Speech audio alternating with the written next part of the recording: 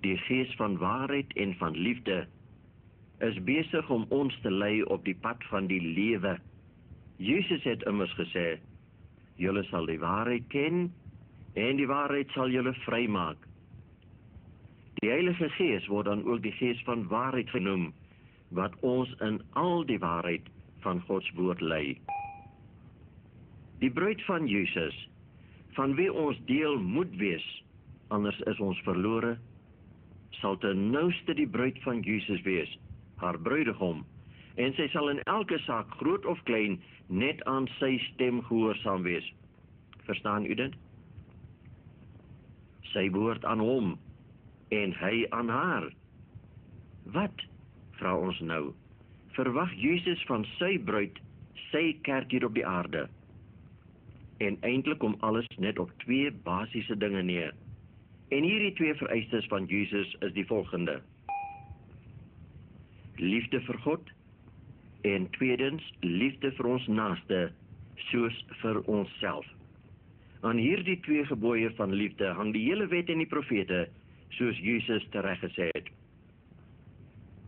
Kom ons bestee nou eerstens ons aandag aan ons liefde vir God. Hoe weet ons dat ons hom liefhet? Ons liefde vir hom kan nie beter opgesom word as in die eerste 4 van die 10 gebooie van die wet nie. So stem Bybelgelowiges saam. As ek God liefhet en vir Jesus liefhet, sal ek hom nie buite 'n toedeur laat wag nie. Die ander gode in my lewe, wat die deur vir hom wil toehou, kan myself wees, my besittings, my kerk, my afkoms, my geleerdheid, my predikant, my tradisies, my familie, ja enige iets wat ek voor God stel in my lewe. Wie se woord ek aanneem bo God se woord, is in werklikheid 'n ander God wat ek liefhet bo God. Tweedens kan ek, as ek God liefhet, nie voorgesnede beelde neerkniel en hulle aanbid nie. Vir God is dit 'n gruwel. Derdens sal ek nie my Here se naam ydelik gebruik, as ek hom liefhet nie. En vriende, ons kan dit so maklik doen in daaglikse gesprekke, selfs in die gebed. Ek moet sorg dat ek sy naam met eerbied oor my lippe laat kom. Pas op asseblief vir die gruwelike gewoonte om die naam van die Here in ergernis of in woede oor jou lippe te laat kom. Sy naam is heilig, en hy sal die een wat sy naam ydelik gebruik, nie ongestraf laat bly nie. Vierdens bewys ek my liefde tot God, deur hom te verwelkom wanneer hy vir my op sy rustdag kom kuier. Wanneer hy op sy bestemde tyd in die week by my 'n dag kom deurbring. Wanneer die son Vrydag aand ondergaan, is dit gewyde, geheiligde tyd, tot die son weer op Saterdag aand agter die horison wegsak. God het daar die ure geseën en geheilig. Dit is heilige tyd. Die dag van rus en blydskap, die dag van vreugd en lig, 'n balsem vir ons toegeef, soos God sy burgers, die prinse en die herders, wij samen bidden neer, zijn heilig, heilig, heilig, o allerhoogste Heer. Die avond zult doordenken, die God verbeide dag, en lofgezangen, tot om op wie ons wacht. De tradie is het zien, dit is voor onze lust, maar ons verlang gedierig naar die beloofde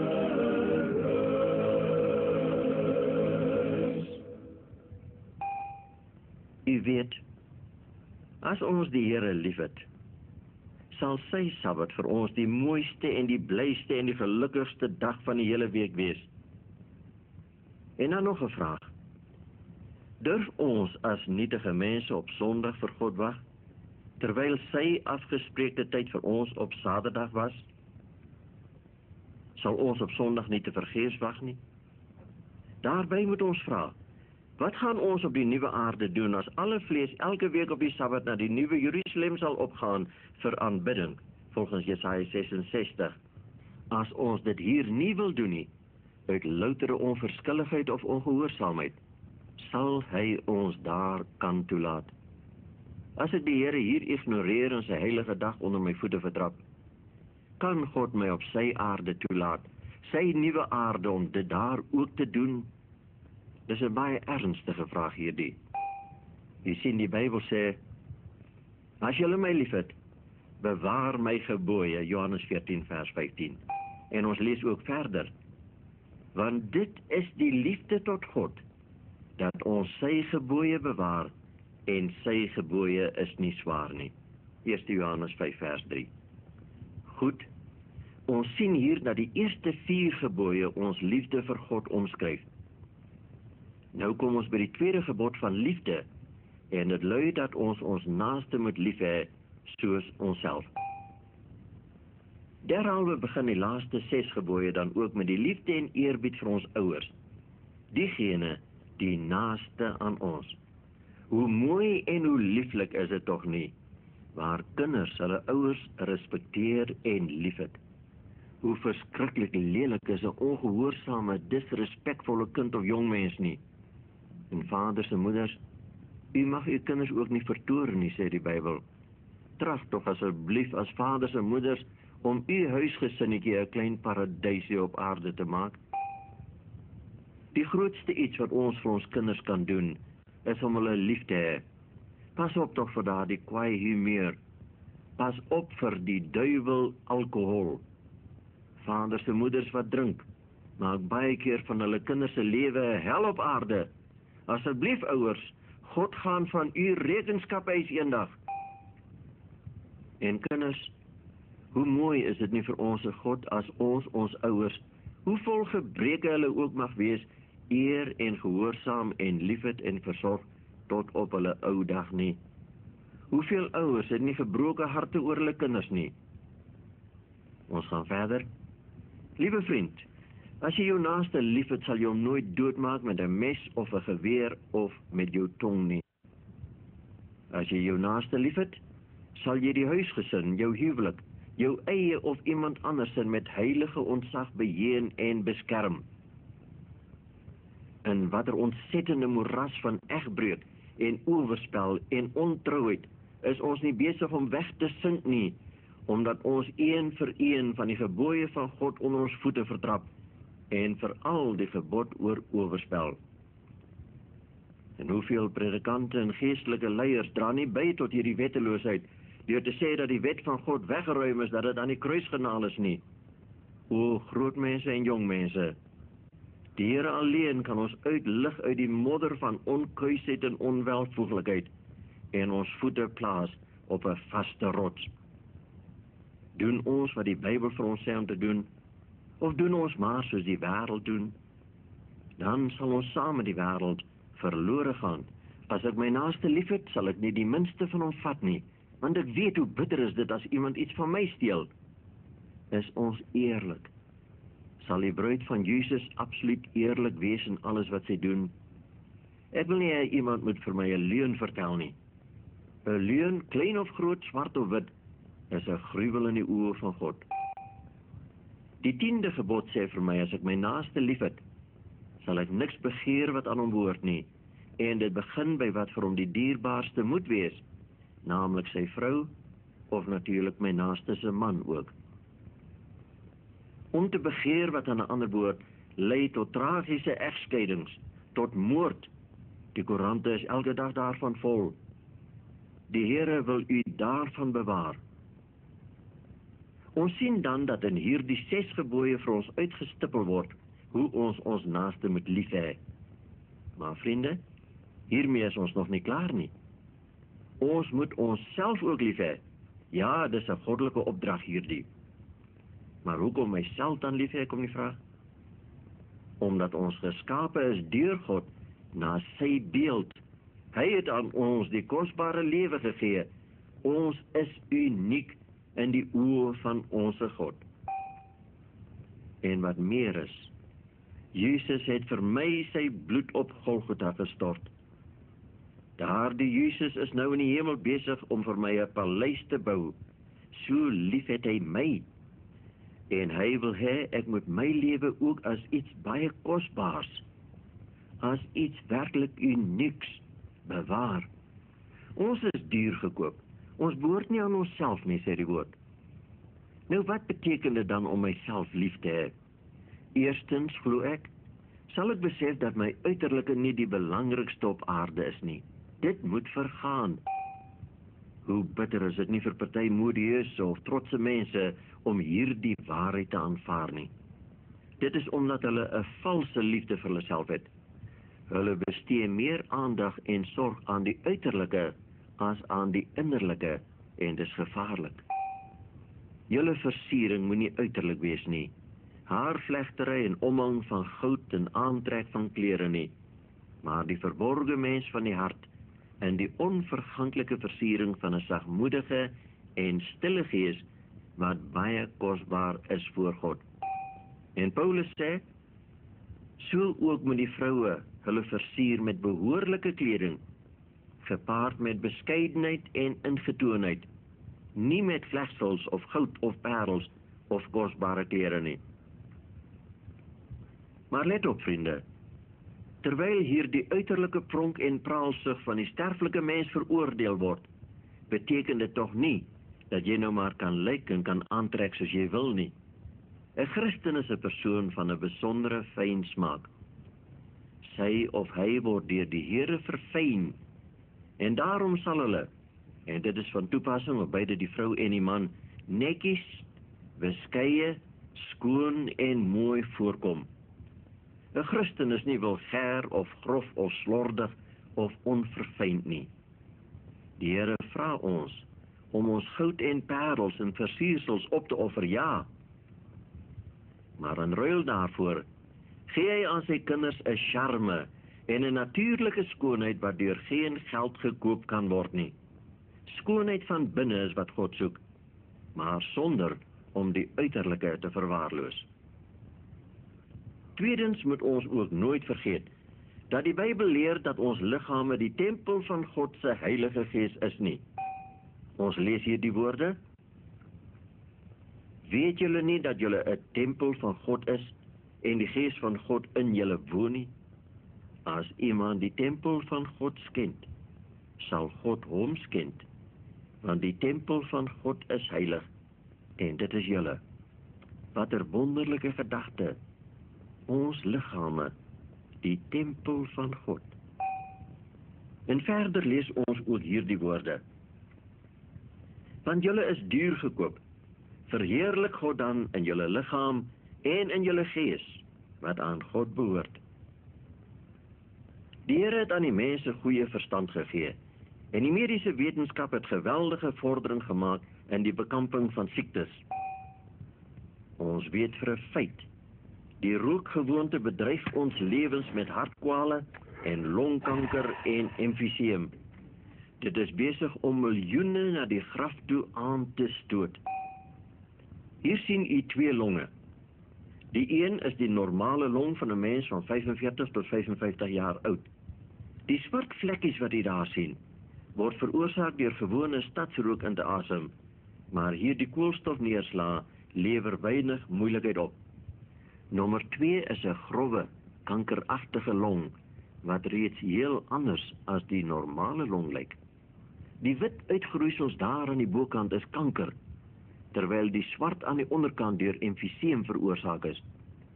En die skurk wat 'n gesonde long so kon verrenoveer, is niemand anders nie as meneer Sigaret. Tabak is 'n swak karakter wat in advertensies hemelhoog geprys word, maar wat diep in jou liggaam 'n vasdrapplek probeer kry om jou oor te gee aan emfyseem en longkanker. Longkanker was in die jaar 1900 feitelik onbekend. Maar hier teen die einde van hierdie eeu begin dit epidemiese afmetings aanneem.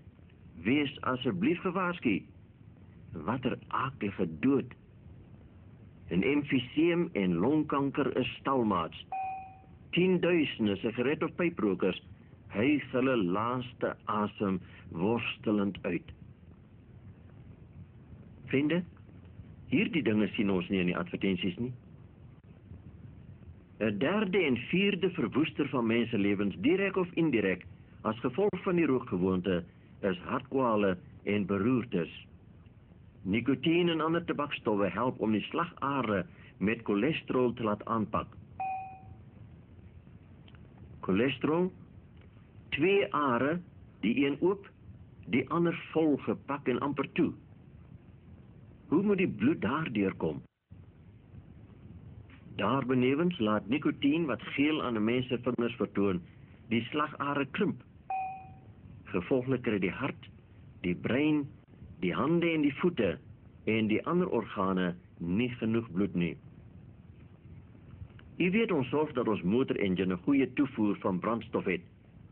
Maar ons brein se bloedtoevoer, ons belemmer dit met die sigaret of die pyp wat ons rook. Indien net 'n klein bloedklontjie in die vernoude bloedvate vassit, is dit genoeg om 'n hartaanval of beroerte te laat veroorsaak. Die rook van sigarette is dus 'n tipe van selfmoord. En is dit 'n kind van God geoorloof om die tempel van God, dit is sy liggaam te skend met die rookgewoonte wat so 'n vernieler en 'n verwoester is? Jesus, die groot geneesheer, kan hierdie dinge uit die tempel van ons liggame uitdryf, soos hy die tempel skoongemaak het toe hy hier op die aarde was. Kom ons vra onsself hierdie vraag. Sou Jesus gerook en sy liggaam beskadig het? En vriende, dan is daar nog 'n ander verwoester van menselewens. Hierdie mensemoordenaar ontsien niemand in sy pad nie. By wie is ag? By wie is wee my? By wie is getwis? By wie is geklaag? By wie is wonde sonder oorsaak? By wie is dofheid van oë? By die wat laat opbly by die wyn, by die wat ingaan om gemengde drank te proe. Kyk nie na die wyn as dit rooi-agtig lyk, glad na binne gly nie. Op die end byt dit soos 'n slang en spuug gif uit soos 'n basilisk. Jong mense, hierdie skriftuurplaas kan jou baie smarte en trane in die lewe spaar. God waarsku ons hier teen een van die sluwste vyande van die mensdom. Hoeveel gelukkige moeders en kindertjies se lewens is nie reeds deur die drankgewoonte van mans en vaders verwoes nie. Dit vernietig alles. Drank verwoes, dis 'n verwoester. Dit maak van die mense dier. Dit maak van 'n bestuurder van 'n motor 'n moordenaar. Hoeveel miljoene ongelukke word nie deur drank veroorsaak nie. Dink aan die pyn, die hartseer, die lyding. Alkohol het ons nommer 1 vyand geword. Ons laat hom as 'n onskuldige vriend in ons huise in, om ons lewens te verwoes. Watter tiran is alkohol, sonder simpatie vir enige iemand, klein of groot. Mag God ons bewaar van hierdie monster, vir wie die mens al makker en al liewer geword het. Wetenskaplikes weet dat alkohol eerstens die hoër kwaliteite van die brein verdorf, naamlik ons wilskrag, ons selfbeheer, ons diskresie, ons vermoë om te kies, ons oordeel. En hierdie breinselle wat verwoes word, elke keer as ons alkohol gebruik, hoe onskadelik ons dit ook mag ag, kan nooit weer vervang word nie. Nooit nie, hulle is vir ewig verwoes. En alkohol vernietig die beste, sodat die laer drifte die oorhand oor die mens kry. U weet, Dr. Richard Strain sê, as 'n breinchirurg sal ek nog 'n snydokter wil sien, wat matig drink, en wat sal vra dat ek op sy seun se brein opereer, nadat ek 'n paar drankies in het. Matigheid is 'n verskriklike bedrog. Elke kannetjie bier of glasie wyn wat ons drink, word deel van die vloedgolf ellende, wat 'n pad van verwoesting deur miljoene lewens saai. God help ons, dat ons nie sy heilige tempel deur drank of dwelms laat verwoes nie. En verder, liewe medepelgrim, is dit nodig vir ons om ons gesondheid in gevaar te stel deur die kafeïne in koffie, die tannine in gewone tee, of die onheilsame stowwe in sekere cola-dranke? Al hierdie stowwe tas die brein aan, die setel van ons lewe. Dan ook te veel suiker en fyngebak in plaas van die natuurlike grove voedselsoorte is almal gevare wat ons gesondheid bedreig. En God wil hê dat ons gesond moet wees. Het is lekker om gezond te wees, is het nie? Enige skadelike gewoonte moet afgeleer word deur die hulp wat God aan ons verleen. En dit is juis hier waar die Christen 'n voorsprong op ander het, omdat hy na God kan gaan vir hulp en krag. Is dit vir u duidelik? Ons is so versigtig met ons motors. Gooi ons sand by die olie of gooi ons water by die petrol? Ons is versigtig. Nou, hoe kan ons daaraan dink om onverskillig te wees met die beste masjien wat daar ooit vervaardig is, naamlik ons liggame wat God ons gegee het? En terwyl ons van gifstowwe praat, het u geweet die volgende staan in die Bybel, sprekende van die wederkoms van die Here? Want met vuur en met sy swaard sal die Here strafgerig hou oor alle vlees, en hulle wat deur die Here verslaan is, sal baie wees. Die wat hulle self heilig, en hulle self reinig vir die tuine, wat varkvleis eet, en verfoeisels en muise, almal saam sal hulle tot niet raak, spreek die Here. Jesaja 66 verse 16 en 17. Die Here self het die onderskeid tussen rein en onrein diere gemaak. Lees hier omtrent in Levitikus 11. Maar selfs by Noag se ark, onthou u, was daar die onderskeid tussen die rein en die onrein diere wat ingegaan het. En dit was goede 1000 jaar voordat daar 'n Jood op die aarde was. Ons sien miskien geen kwaad in die eet van varkvleis nie. Maar ontdek die mediese wetenskap nie maar nou eers die gevare wat daar wel skuil in die eet van sekere diere soos die vark wat deur die Here eeue gelede onrein verklaar is nie. Wil ons beter weet as die Here? Ons lees: Sy priesters verkragt my wet en ontheilig my heilige dinge. Tussen heilig en onheilig maak hulle geen onderskeid nie, en die verskil tussen rein en onrein gee hulle nie te kenne nie. Daarby maak hulle oë toe vir my sabbate. Ja, ek word onder hulle ontheilig, sê die Here. Die Here verbied ons enige ding wat skadelik vir ons liggame is. En onder hierdie skadelike dinge sorteer sonder enige twyfel tabak, alkohol, dwelms en onrein diere. En die Here sê vir ons: daarom gaan onder hulle uit en sonder julle afspreek die Here, en raak nie aan wat onrein is nie, en ek sal julle aanneem, en ek sal vir julle 'n vader wees, en julle sal vir my seuns en dogters wees, spreek die Here die Almagtige. Maar aan die ander kant besef ons swakheid, vriende. Ons kan in eie krag nie van verkeerde dinge ontslae raak nie. 'n nadelige gewoonte kan soos ysterkettings wees, waarin ons feitelik magteloos vasgeknel sit. By party is die boeie, goddank, nog net los om die polste, en hulle kan maklik verbreek word. By baie, ja miljoene mense wurf dinge soos tabak, dwelmmiddels en alkohol die lewe uit hulle wanhopige slagoffers uit. O, wat 'n tiran is die duiwel nie. Die Here het ons vry geskape, en hy wil hê ons moet vry wees. Onthou net, hy is saam met u in die stryd. Miskien sal dit 'n kwaai stryd wees om verlos te raak van sekere dinge, maar hoe ewiger die stryd, hoe soeter die oorwinning. En na die oorwinning, die kroon van die lewe. Mag die Here u help om gesond en vol lewenslus te wees, soos ons voorouers in die tuin van Eden was.